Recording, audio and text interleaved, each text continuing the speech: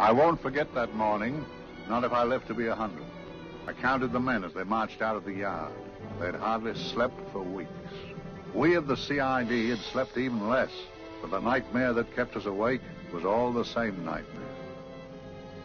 That's why we weren't surprised when the commissioner asked us up to the conference room for a bit of a talk. He'd talked to us plenty, we knew that. It didn't help any to know what was ahead of us.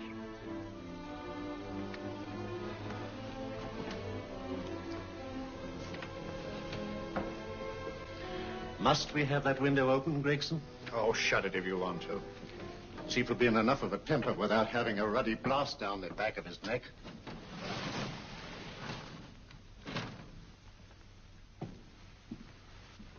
Gentlemen, the commissioner. Stuffy in here. Be seated, won't you? Gentlemen, if you wish to know what able men you are, read any of the works of popular fiction that glamorize your achievements, but don't, I beg of you, read the daily papers. They might give you an inferiority complex. I hate to mention it, but we're confronted with a series of the most atrocious murders since Jack the Ripper. And in the meantime, the CID might as well be playing at shove halfpenny for all the good we've accomplished. Now look. Here, here, and here.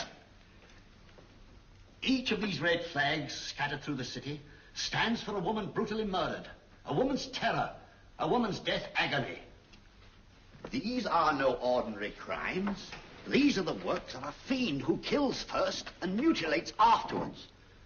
A ghoul who hacks off a part of his victim's body and carries it away with him, a loathsome souvenir of his butchery.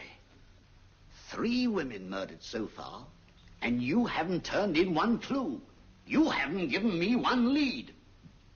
Here you sit and wait for news of a 4th victim, with your arms folded.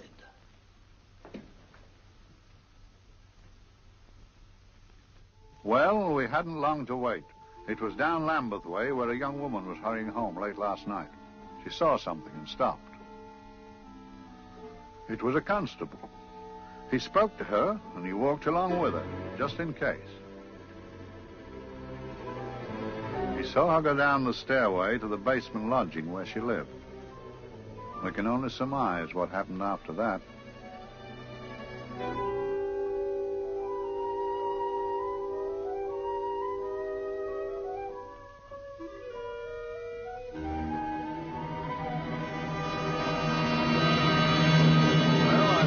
Pride in my pocket and went to see the man who'd so often helped out Inspector Lestrade and myself in the past, Mr. Sherlock Holmes.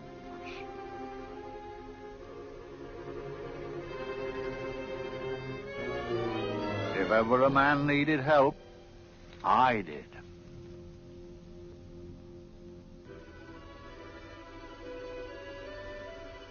This makes 4, Inspector.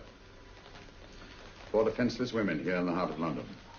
And everyone with the right forefinger hacked off. Not hacked, Inspector Gregson. Cleanly, expertly severed. The work of a skilled surgeon. That's our only clue. Much about the age of my sister's girl. Is there no way of stopping this, Mr. Holmes? Yes. There's a way, somehow. The fiend that did this. I promise. I promise. We've nothing to go on. That's the rotten part of it. We can't get far without knowing the motive. Well, at least we know what the motives were not. It wasn't robbery, nor passion, thanks be, nor yet vengeance. Because they all came of totally unrelated families. Steady, Inspector, steady. Sorry, Mr. Holmes. I don't turn a hair when it's a bloke that can look after himself. A little slip of a thing like that. Yes, it's horrible. Come on, let's get a drink.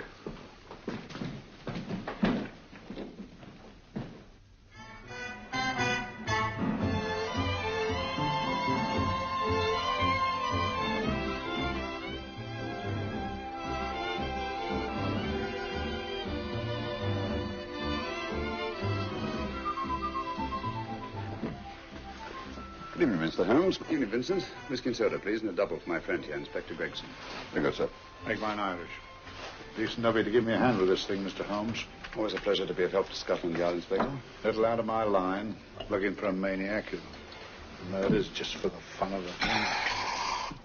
Or perhaps just to get a human finger. In all 4 cases, the murderer risked capture by stopping to secure a finger. Well, what for? Who knows? He's just a madman. Perhaps there's method in his madness. If we could just trace those missing fingers. If we could just drain the English Channel, we might find a penny. Huh? Oh, thank you. You may keep those, Mr. Holmes. Thank you.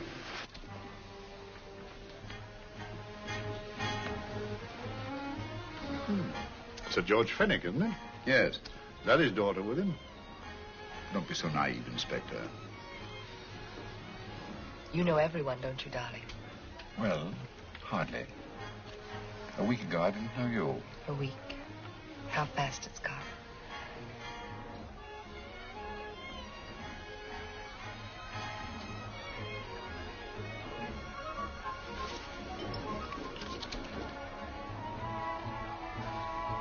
I collect these things. How very quaint of you. Shall we go? Yes.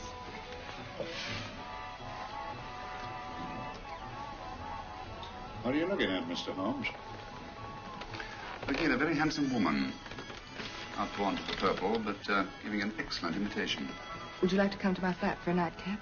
Lovely idea. Yes, isn't it?